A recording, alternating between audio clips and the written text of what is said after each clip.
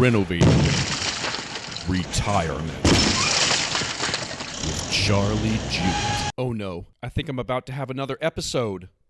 Hey everybody, Charlie Jewett here for episode 133, and more importantly, the fourth part, or the last part in a four-part series on the stages of retirement. Just had an awesome morning. I interviewed David McKnight, who wrote The Power of Zero. He wrote Look Before You Lerp. He's putting a movie out called The Power of Zero. The Tax Train is Coming. I watched the movie. It's absolutely fantastic. Doing Roth conversions or divorcing the IRS before 2026 has never been more important. We have a 7-year window where taxes are as low as you will probably ever see them in your lifetime. So taxes are on sale for the next 7 years.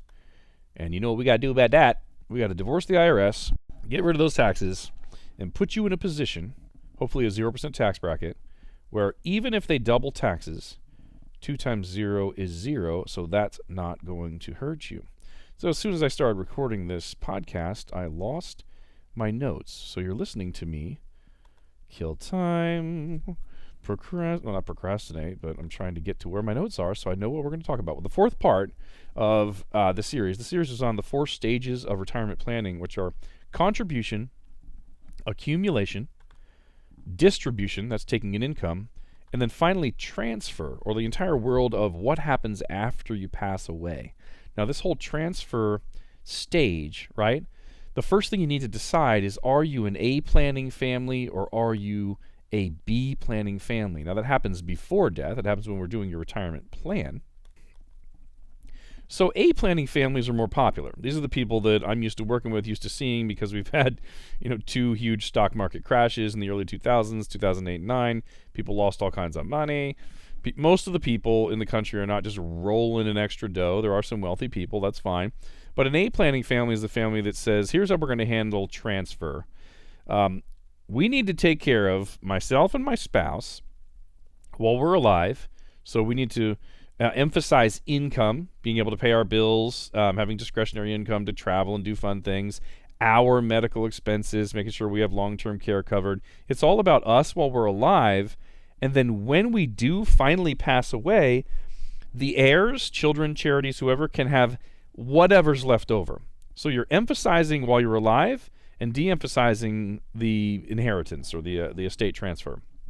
B planning families, the ultra wealthy, someone with a really high pension who doesn't need to take an income from their retirement savings, whatever it is, can say, well, I don't need to really use the assets I have for income while I'm alive, so let's just maximize the size of my estate, leave as much as we possibly can, leave it in a tax favorable way, things like that. Most families today are A planning families, at least in the group of people that are attracted to my podcast and the group of people that we target and end up working with. And then every now and then we end up with somebody who was an A planning family and then got a huge inheritance. They become a B planning family, or they just have a pension that's so high that they're a B planning family. So the first and foremost, the first decision you really need to make is just, are you going to leave the leftovers, or are you going to decide to maximize what you want to leave at death, or something in between? I had one family in 14 years say, well, we're in between. We want to make sure each kid gets, it was like $300,000 or something like that. And they had like 6 kids, at least $300,000 plus whatever's left over. Okay, whatever.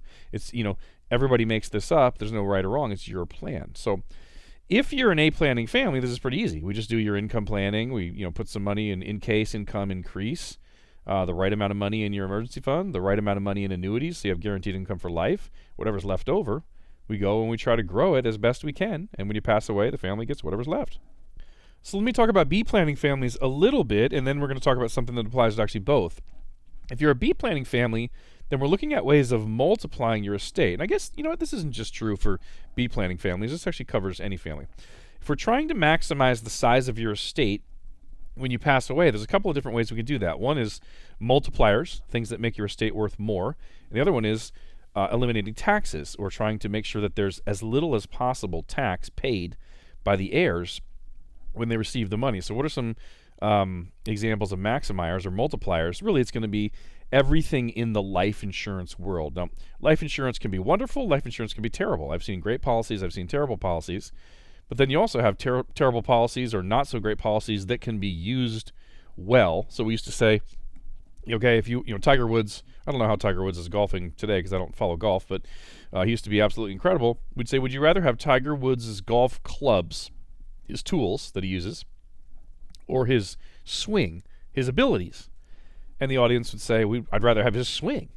And you say, well, why is that more important than the clubs? You know, if you give me Tiger Woods clubs, so these great golf clubs, wouldn't I be able to play well? Well, no, because my swing isn't very good, my skills. But if you gave Tiger Woods a set of cheap clubs, he could play very well with them because he knows how to use them. So we definitely want the best tools. But the more important piece is how the advisor, who's designing them and showing you how to use them, that's so much more important, probably 90% of it. So life insurance has this unique thing about it. You're throwing money into the future. You're saying, when I pass away, here's this giant chunk of money that's going to go to whoever I name as the beneficiary. And wealthy families, if you study the Rothschilds and those types of families, wealthy families do magical things with life insurance. I mean, they've got this whole family banking system. You don't find wealthy families where the parents have a whole bunch of equity sitting inside the house doing nothing while their kids put money into unmatched 401ks and IRAs, and they slow fund pre-tax investments hoping things work out. They go, no. They go, all right, Junior, why don't you take out a life insurance policy on mom and dad, a second to die policy, so your premiums are even cheaper. You get more death benefit for less money. And instead of putting money into pre-tax 401ks and IRAs, which is throwing it into the future at a mystery balance, have no idea what it's going to earn, and then taxed at a mystery tax rate while we have the tax train coming. Wait till you hear the episode with David McKnight on his movie The Power of Zero about the tax train that's coming after 2026. They don't do that. They don't say, let's have mystery taxes and mystery balance. They say, you know what, just buy life insurance on me. You know what your contributions are, and you know what you're going to get when we die, and you know it's going to be tax-free, or at least income tax-free as far as the tax laws. Well, that's kind of smart. That's called legacy planning in sort of the world that I live in, or at least in my company. We do legacy planning for people, which says, should your kids really be slow funding retirement accounts for themselves that they don't know anything about? Why don't they just buy life insurance on you and leave themselves an inheritance? So basically, if you study the ultra-wealthy families, they've figured this out, that the best tool for transferring a whole bunch of money to someone when they're in their 60s, because that's kind of when your parents die, is life insurance. So they use life insurance for retirement planning instead of 401ks and IRAs and things like that. So life insurance is the way to multiply your estate so you can leave more behind when you pass away. Now, it doesn't have to be you just buying life insurance. You don't have to say, oh, darn it, I don't have an extra $300 or $400 a month. I don't want to do that, Charlie. No. It's not about that. There's three major places you can put money. There's bank products. There's the market, the stock market, stocks, bonds, and mutual funds. And then there's basically life insurance products. I'm ignoring real estate because real estate investing is not really pure investing. It's more like a job. You have to put time into it. I did it. I had 15 homes over a 9-year period. I took a break from it. Now that I'm interviewing amazing real estate investors like Bill Manicero and Chris Prefontaine, I've kind of got the bug again. I kind of am interested, but it's a job. It takes time. And I'm a very busy person, so I haven't started yet. Some of my listeners have. But it's not a pure just investment where you just park your money and never think about it again, like bank, market, and insurance. So you have the banks, you have the market, and you have insurance. Well, during different decades, those three have been competing, and during different decades, a different one was winning. So if you go way, way back, our parents could literally just sell a farm, put money in the bank, and make 7, 8, 9, 10% interest on CDs. That was the retirement plan. Put your money in the bank, live off the interest. Dude, no one would even need me. There would be no retirement planning industry if it were that simple. Well, when the bank stopped paying that much interest, then, economists and financial advisors and all the smart minds and everybody said, well, what do we do to earn enough interest? What do we do to, make money after retirement and make enough interest to live? And they came up with the very popular, what we have now, the asset allocation or the diversified portfolio of stocks, bonds, and mutual funds. They said, let's use the stock market, but we have to spread the money around. Don't just buy one stock, because if it goes down, you lose all your money. So there's this asset allocation model that did well from 1970 to 1999. Well, another change has happened. This shouldn't shock anybody. Don't be upset that the market's not what it used to be. Financial planning is just tracking these three industries is saying, well, who's got the best offer? The banks, the market, or the insurance companies? So from the year 2000 to the year 2018, the market did pretty poorly.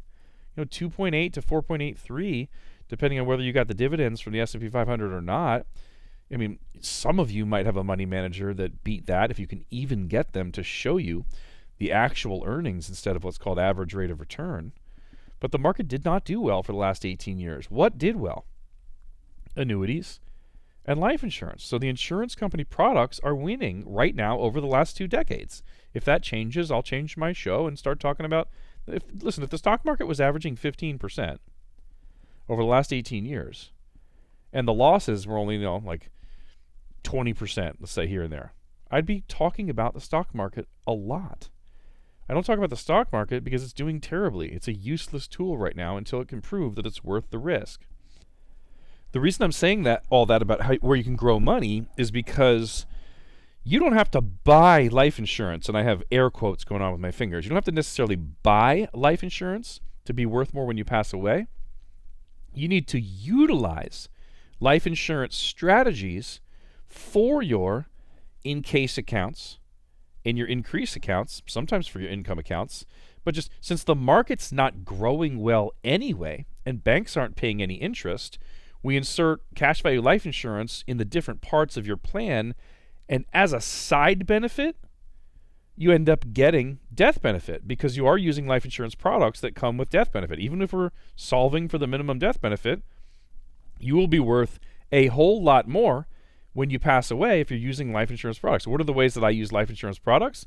I use a single premium life insurance product or modified endowment contract. Go back and listen to the episode called What the Heck is a Mech? For my in-case accounts. Why do I do that? Because they're paying like 3, 4, 5% average, or 3, 4, 5% compounding interest, but have no penalties to cancel. It's a better bank account. So if you can qualify for the insurance, or somebody in your family can qualify, you put in, $80, $90, $100,000 or whatever, you've got this nice big giant emergency fund that can pay for a car and a roof. If your car and your roof went bad at the same time, you can pay for those 2 most expensive non-medical emergencies. And yet, anytime you want the money, you can get it back without penalty, plus you get to keep all the interest you've earned. Well, it happens to have a death benefit. So if you put in $90,000 and pass away, you might be worth $210 or $250 or whatever it is. I also use life insurance in my income planning and what's called laddering. Laddering is, let's not put all the money in one place and just turn on the income and say, okay, I get paid for the rest of my life. If you ladder it, you can increase that income a little bit. Put some money somewhere for the first 5 years. That gives you income for 5 years.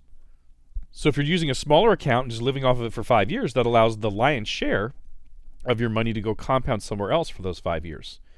And then maybe you turn on income for life, or maybe you use a 3-bucket laddering approach where a little bit of money you live off of for 5 years. You put some money away, grow it for 5 years. Then you live off of that for year 6 through 10. And the big chunk of money maybe goes into a life insurance policy so that when you turn it on in year 11, not only do you have another source of income, but it's now tax-free. You don't have to pay any taxes as you're taking those distributions. So I use it for in-case accounts. Use it for income accounts. Now, guess what happens? If you're using life insurance as an income tool, you also have death benefit that comes along for the ride. And then, of course, I use it for increase accounts because the compound interest inside of a properly structured cash value life insurance policy has beaten the pants off the market for the last 18 years. But it's also beaten most growth annuities. I love growth annuities. There's annuities today that show averages of 6, 7, 7.7%, things like that. I love that. No fees, no losses, 6 or 7%. You're going to crush the market over the last 18 years. But life insurance does even better than that, and there's no taxes due on it. So it's not about buying insurance necessarily, although you could do that. It's about building your financial plan, utilizing insurance products so that a side benefit is that you're worth a whole lot more when you pass away. Now, if you are a B planning family, and you're saying things like, man, I just have a bunch of assets. I don't need them. Let's say you have money inside of an IRA. $500,000 inside of an IRA, you turn 70 and a half, and the IRS requires you to take money out. They give you RMDs, required minimum distributions, starts at about 3.5, 3.6%. Charlie, what am I going to do with these RMDs? Well, what are your goals? Do you need income? No. So do you have kids? Do you have charities you want to leave money to? Yes, I have charities I love very much, and I have kids I love very much. All right, let's maximize what this thing is worth.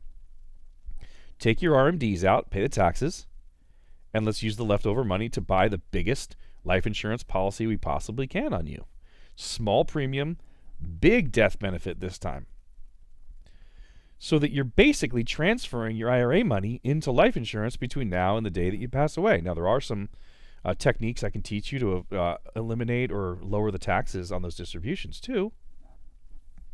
But for now, let's just look at the basic.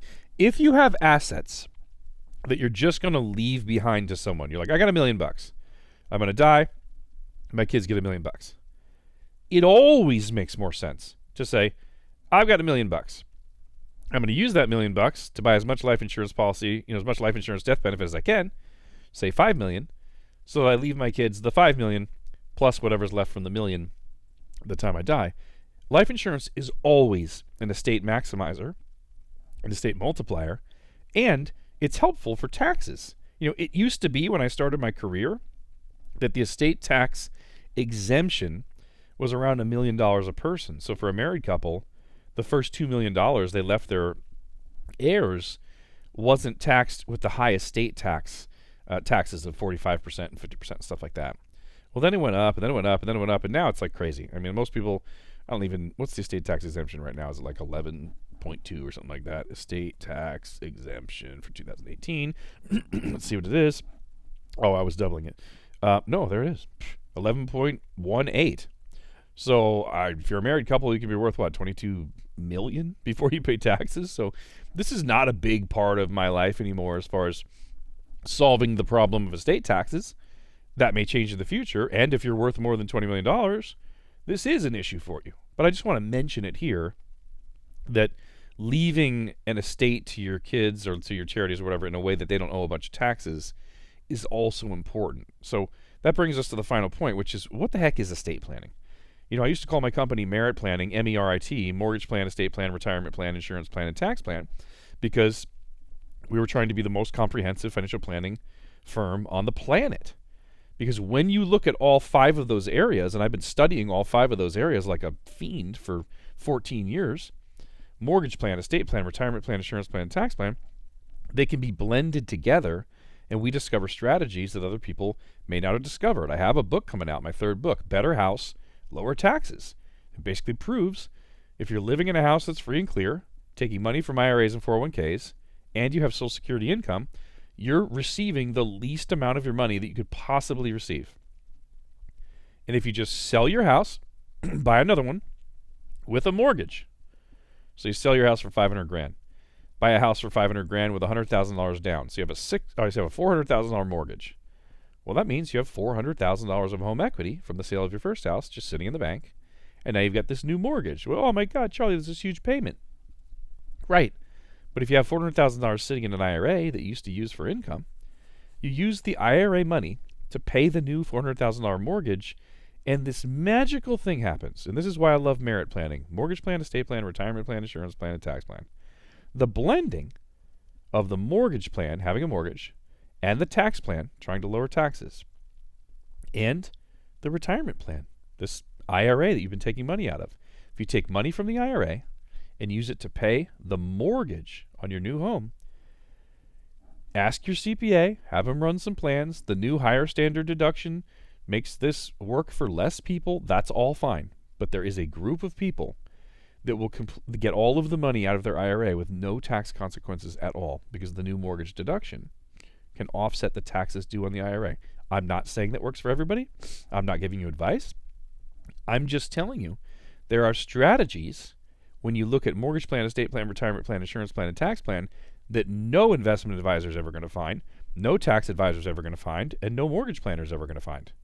You have to look across the different industries to see these things. It's like peanut butter and chocolate together. Until somebody first put a bite of peanut butter and chocolate together in their mouth, they didn't say, hallelujah, hallelujah, hallelujah. And then they did. And now we have Reese's, and I love the world for that. Estate planning, the basics of estate planning are this.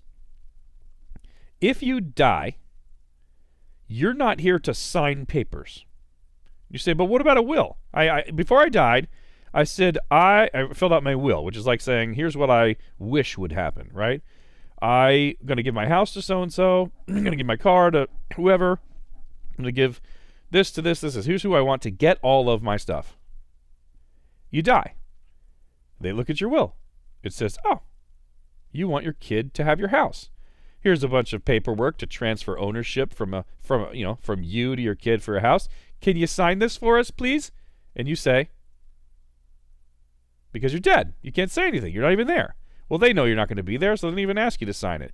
You go into what's called probate. If you can't sign the paperwork that you need to do what your will says, it goes to a court, probate court, which isn't long and isn't cheap, and they got to work out all that crap, and it's not fun for your kids. They got to wait for their assets, and they got to be in court instead of celebrating your life. It's just a big, giant pain in the butt. So most estate planning, honestly, is about creating an entity that doesn't die when you do. Like corporations don't die, right? Entities don't die. You're creating a trust, it's called. And that living trust, it's a great name, right? Lives past you.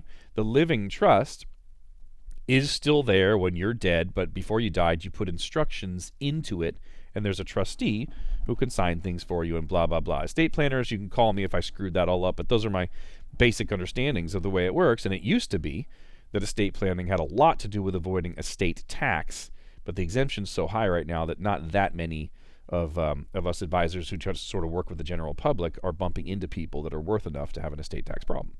If you do have an estate tax problem, get in touch. I'll show you what to do. Charlie@jewettwealth.com, CHARLIE at JEWETTwealth.com. For most of you, the reason you'd want to get in touch is because you're still doing your financial plan with the traditional tools that are underperforming annuities and life insurance. You're still in the market.